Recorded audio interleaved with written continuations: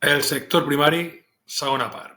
Si la primera part hem parlat de l'agricultura, dels factors físics, de la seva història, en aquesta segona part sobre el sector primari parlarem del tipus d'agricultura i començarem amb la més important, de la que mou més calés i més important econòmicament, que és l'agricultura de mercat.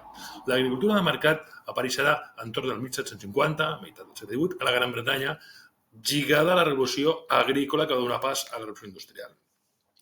Aquest canvi als mètodes de produir, als mètodes del sector primari, van donar pas a una agricultura que ja no era per sobreviure, sinó era per obtenir un màxim benefici econòmic. Per tant, l'objectiu de l'agricultura de mercat és obtenir el màxim benefici econòmic. I això va començar a meitat del 18 a la Gran Bretanya. Quines eren aquestes característiques per a aquest tipus d'agricultura? Doncs ja us podeu imaginar. Alta especialització, molt mecanitzada, tècniques modernes. Si a la revolució industrial al segle XVIII parlaven que una tècnica moderna era introduir adobs, doncs ara al segle XXI transgènics, hivernacles, mètodes de conreu molt més sofistificats. I a més, una característica és que és molt necessari una gran inversió de diners. Quins efectes tindrà aquesta manera de produir? Doncs que es podrà aconseguir una alta productivitat. Per tant, si pots produir més, doncs podràs reduir els preus. Els preus d'aquest tipus d'agricultura, dels productes, seran baixos. Un altre efecte, que la producció es concentrarà en llocs molt concrets, on se sap que aquell producte té un rendiment més alt i els mitjans de transport seran especialitzats per portar aquest producte agrícola a qualsevol part del món. Un altre efecte, que quan hi ha molta especialització, doncs es fan servir molts contaminants i serà molt contaminant. I a més, aquesta agricultura de mercat està molt subvencionada, sobretot aquí a la Unió Europea, i els països pobres es troben en un gran desavantatge. Seguim. Mireu, per fer-nos una idea dels països líderes, aquesta font des de l'ordre mundial, està extret d'aquesta imatge de l'ordre mundial, és un gràfic de barres. Mireu quins països són els màxims exportadors d'aquesta agricultura de mercat.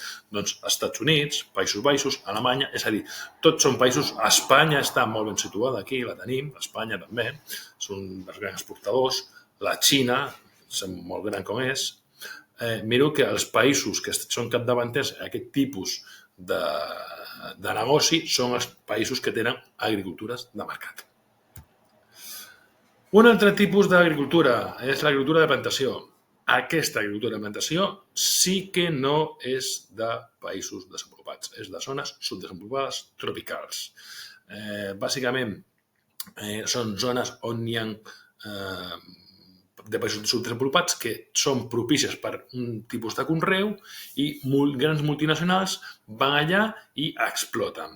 El seu origen ja va assolir al segle XVI, i això no és nou, quan els països europeus buscaven productes que no podien tenir els nostres països i feien una agricultura de plantació. Per exemple, el te. Quines característiques té aquesta agricultura de plantació? És una agricultura de mercat destinada a l'exportació.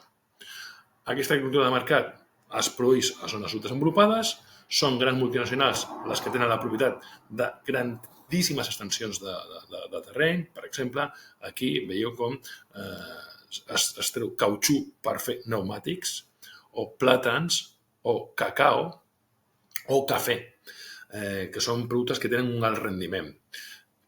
Quan la multinacional va allà, només treballen a un producte, només planten un producte, és una monocultura. Així està molt especialitzada i ho fan molt ràpid.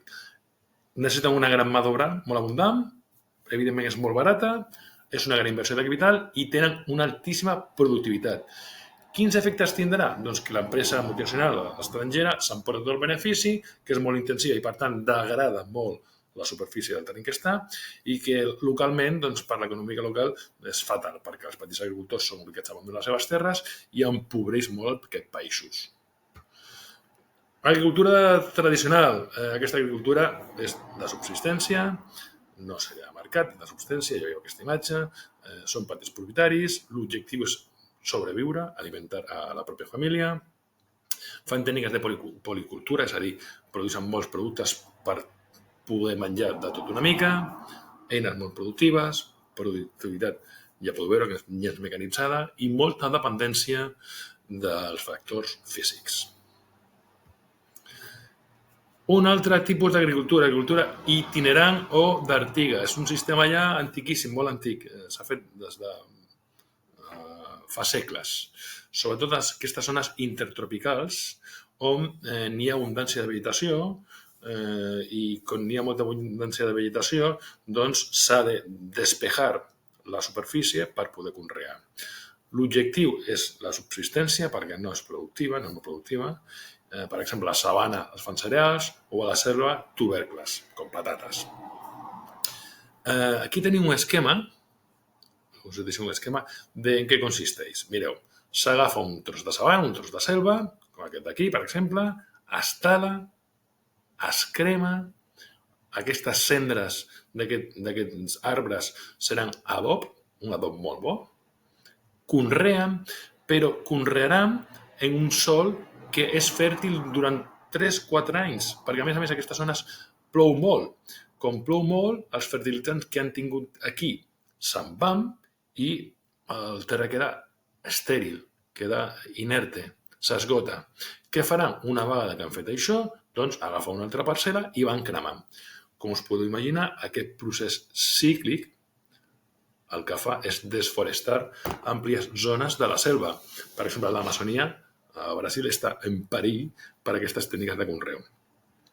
És un tipus d'agricultura extensiva, molt productiva i el que us he dit té uns efectes fatals per l'ecosistema. Agricultura de la sabana. Aquesta agricultura també és de subsistència. Es fa en climes tropicals de l'Àfrica subsahariana o a zones d'Amèrica i Àsia. Al voltant de petits poblats es fa una sèrie de diversos cultius, una policultura, es van rotant, sobretot des de secà perquè no tenen ni aigua i és poc productiva. És una agricultura que és només per alimentar la família.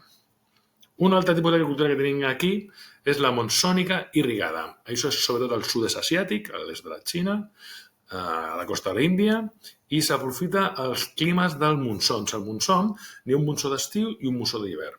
El monsó d'hivern és sec, és una època eixuta. En canvi, el monsó d'estiu diluvia, plou moltíssim. Pel conreu de l'arròs li va fantàstic, perquè n'hi ha una època on inunden els terrenys, planten, conreen i a l'època de sequia és quan recullen. Quines són les seves... Bueno, aquí teniu algunes imatges. Fins i tot la fan en zones amb una pendent més elevada, en aquestes terrasses. Mireu com fa aquestes terrasses, que s'aniran inundant i així les poden conrear. És un tipus d'agricultura que, com veieu aquí, necessita molta mà d'obra. És un tipus d'agricultura que és necessita molt esforç, molta feina, i es fa en zones, sobretot, amb elevada densitat de població. Aquesta elevada densitat de població permet conrear això, però és que, a més, aquest tipus de conreu, com aprofita molt les terres, dona una alta productivitat. A més, és molt intensiva i, a més, fins i tot poden tenir 2 o 3 collites l'any. I això els permet doncs, tenir molta productivitat, tenir molta mà d'obra, però no deixa de ser una agricultura que pareix que no dona per més. Moltes gràcies per la vostra atenció. Adéu.